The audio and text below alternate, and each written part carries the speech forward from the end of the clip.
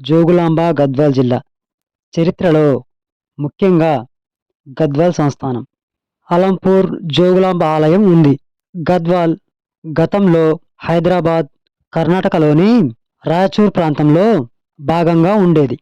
ఇది హైదరాబాద్ నిజాంకు సామంతుడైన గద్వాల్ సంస్థానం రాజధానిగా ఉండేది. అలంపూర్ దక్షిణ కాశీగా పరిగణించబడే ప్రసిద్ధ మత కేంద్రం. గద్వాల్ సంస్థానం యొక్క అభివృద్ధికి సోమనాద్రి నిర్మించిన కోట సామంతుడిగా ఉండేది. అలంపూర్ ఒకప్పుడు ముఖ్యమైన చారిత్రక ప్రదేశం. ఇక్కడ ప్రసిద్ధ జోగులాంబ ఆలయం ఉంది. ఇది తెలంగాణలోని ముఖ్యమైన శక్తిపీఠాలలో ఒకటిగా పరిగణించబడుతుంది మరియు దక్షిణ కాశీగా ప్రసిద్ధి చెందింది.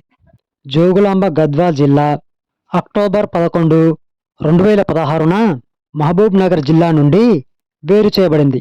కొత్త జిల్లాగా ఏర్పడింది.